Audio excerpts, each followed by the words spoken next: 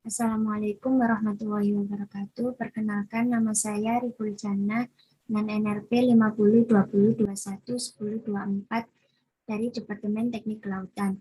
Di sini saya akan mempresentasikan bab 1 yaitu medan listrik dan bab 2 potensial listrik. Untuk yang pertama, saya akan membahas bab 1 medan listrik. Listrik terbagi menjadi dua, yaitu listrik statis dan listrik dinamis. Namun dalam hal ini saya akan membahas listrik statis terlebih dahulu.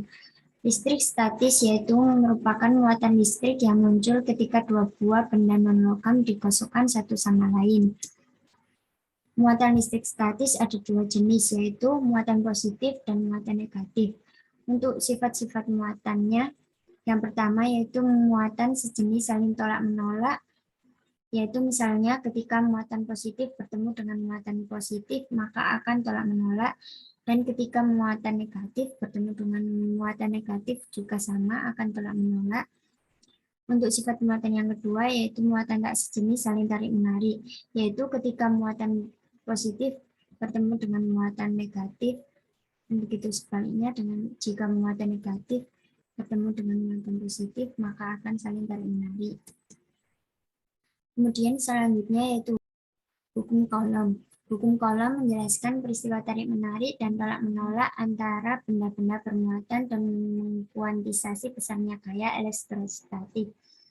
Dalam hal ini, hukum Coulomb dapat dirumuskan dengan F sama dengan K mutlak Q1 kali Q2 per R kuadrat, di mana F sebanding dengan hasil kali muatan pada objek atau mutlak Q1 kali kedua dan berbanding terbalik dengan kuadrat jarak pemisah antar muatan atau R kuadrat, di mana K yaitu sama dengan 1 per 4 pi epsilon 0 dengan epsilon 0 sama dengan 8,85 kali 10 pangkat min 12 C kuadrat per N kali M kuadrat.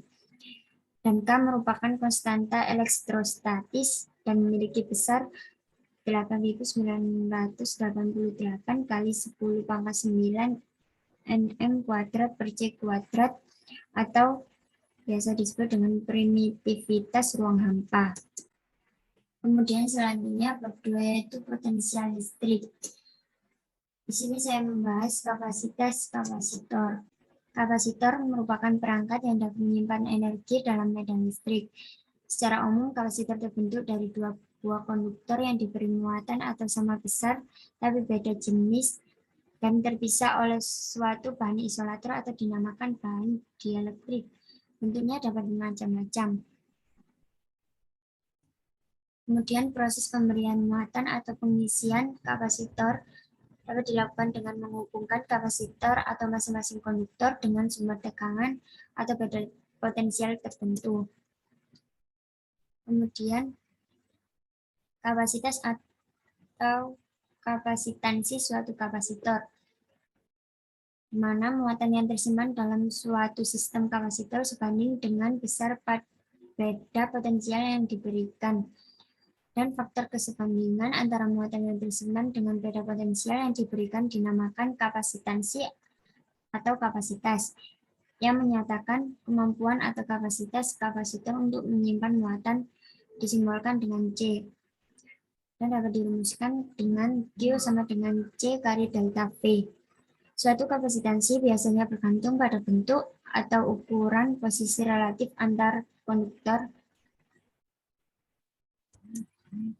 Kemudian untuk pengisian kapasitor dapat dilakukan dengan menghubungkan konduktor pada kapasitor dengan sumber tegangan atau beda potensial, yaitu ketika skala ditutup, medan listrik dari baterai memuat elektron dari konduktor 1 tertarik ke terminal plus baterai. Akibat konduktor 1 menjadi kehilangan elektron atau bermuatan positif. Selain itu, medan listrik dari baterai juga mendorong elektron dari baterai ke konduktor 2. Akibatnya konduktor 2 menjadi berlebihan elektron dan bermuatan negatif. Kapasitansi berbagai kapasitor. Untuk menentukan kapasitansi suatu kapasitor, Yang pertama yaitu tentukan medan listrik akibat konduktor yang bermuatan atau anggap masing-masing konduktor bermuatan sebesar Q. Kemudian dapat diperoleh menggunakan hukum Gauss ataupun hukum Coulomb. Yang kedua yaitu menentukan beda potensial antara kedua konduktor.